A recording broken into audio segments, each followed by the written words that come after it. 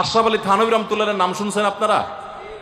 ভারত মহাদেশের এমন একজন আলেম ছিলেন, খুব বিচক্ষণ মানুষ ছিলেন, অনেক বিদগ্ধ মানুষ ছিলেন, অনেক বড় আল্লাহওয়ালা ছিলেন, নেককার মানুষ ছিলেন। থানভী রহমাতুল্লাহর কাছে এক লোক এসে বলল, হুজুর, আমার বাসায় যখনই যাই দরজাটা খুলতে দেরি, আমার মাথার উপরে আকাশ ভেঙে পড়তে দেরি নেই। যেটাই করি, বাজার করে এনে তার হাতে দিলেও রাগ, রাখলেও রাগ, আমার সাথে সারাদিন শুধু ঘেউ ঘেউ করে। হুজুর, আর সহ্য করতে পারি না, আমারে কোনো দোয়া দুরুদ আমল শিখাই দেন যে আমার এই বাসার অত্যাচারটা যেন থামে। তো থানভী রহমাতুল্লাহ বললেন যে, শোনো, তোমার একটা বুদ্ধি শিখাই দেই, দোয়া দুরুদ না। বুদ্ধি হলো, এখন থেকে বাসায় গিয়ে দরজা নক করবা, যে নক করার আগে 1 মিনিটের মোরাকাবা করবা। কি করবা? মোরাকাবা বুঝেন? ধ্যান। ধ্যান এটা কল্পনার জগতে ডুবে যাবা 1 মিনিটের জন্য, জাস্ট 60 সেকেন্ড। কি ধ্যান করবা? দরজা যায় থামবা, থেমে চোখ বন্ধ করে মাথাটা নিচু করে চিন্তা করবা, আমার ঘরের ভিতরে একটা কুকুর আছে, আর কুকুর মানুষ দেখলে কি করবে? ঘেউ ঘেউ করবে। অতএব এটাতে আমার রাগ ভাব তো কিছু নাই, কুকুর কেন ঘেউ ঘেউ করছে এটা জিজ্ঞেস করার তার এক বোকামি। অতএব এটা আমি মাথায় কিছু নেব না, ইগনোর করব। কুকুর থাকলে কুকুর তো ঘেউ ঘেউ করবেই, এটা চিন্তা করে এরপরে বিসমিল্লাহ পড়ে নক করবা। তো এই বুদ্ধি অনুযায়ী পরের দিন আসছে বাসা, আগে 1 মিনিট মোরাকাবা করছে, এরপরে দরজা নক করছে। যথারীতি দরজা খোলার পরেই শুরু হয়ে গেছে যুদ্ধ, ইউক্রেন রাশিয়া, এখন ইসরায়েল ইরান। যুদ্ধ শুরু হয়ে যাওয়ার পর এই লোক অন্যান্য দিন সেও টুকটাক রিয়াকশন করে, হাতাহাতি, বকাবকি, দুই পক্ষ থেকে টুকটাক হামলা পাল্টা হামলা হইতো। কিন্তু আজকে সেই লোকটা আর হামলা টামলা তার করা দূরের কথা, উল্টা সে মিটমিট করে হাসতেছে, এবং একটা পর্যায়ে আর নিয়ন্ত্রণ করতে না পারে ফিক করে হাসেই দিছে। এবার বউ চিন্তা করতেছে কাহিনী কি। কারণ যারা ঝগড়া করে তাদের সাথে পাল্টা ঝগড়া না করলেও কিন্তু মেজাজ গরম হয়।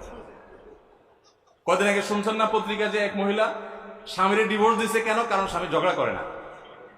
কদিন আগে পত্রিকা দেখছে।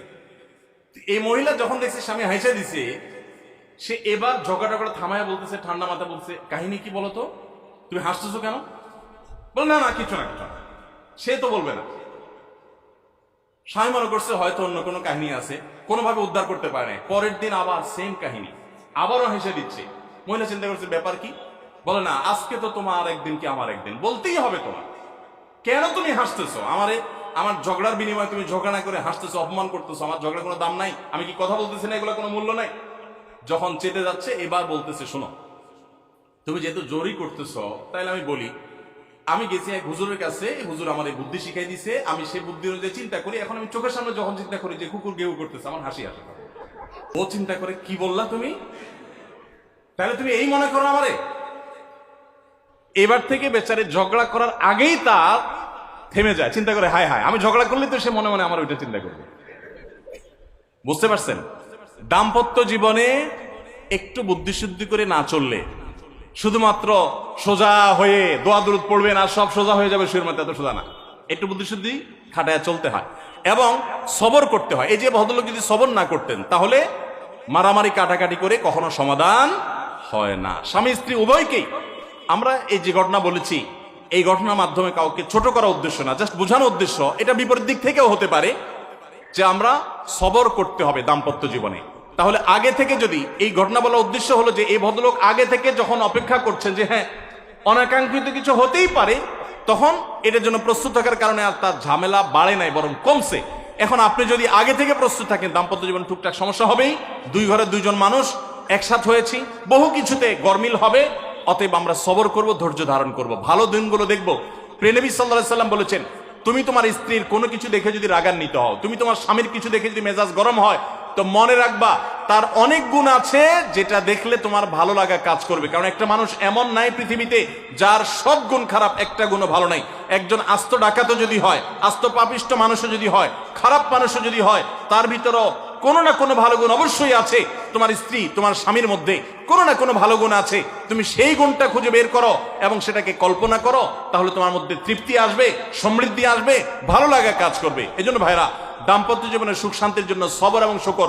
শকর হলো যে যা পেয়েছি আলহামদুলিল্লাহ, এর চাইতে যদি খারাপ কিছু হতো, এর চাইতে যদি মন্দ কিছু হতো, অনেক বোনরা আমাদের কাছে আসেন, আমরা তাদেরকে বলি, দেখুন আপনার স্বামীটা হয়তো অমানুষ, সে আপনাকে গালিগালাজ করে কিন্তু চরিত্রহীন না। অনেকের স্বামীটা খুব ভদ্র কিন্তু চরিত্রহীন, ব্যবহার ভালো করে চরিত্রহীন, তাদের কষ্ট আপনার চাইতে কম না। অনেকের স্বামী খুব ভদ্র কিন্তু বেকার, 2 পয়সা কামাই করতে পারে না, সারাদিন ঘরে বসে বসে খায় আর শ্বশুরবাড়ি থেকে যৌতুক এনে আইনা খায়, নিশ্চয় আপনি তার চাইতে ভালো আছেন। মানুষ এভাবে যখন ভালো দিকগুলো চিন্তা করবে তখন তার ভিতরে শকর আসবে। তাহলে দাম্পত্য জীবনে সুখ শান্তির জন্য তৃতীয় করণীয় হলো সবর এবং শকরের চর্চা করা। আল্লাহ আমাদের সবাইকে তৌফিক দান করুন।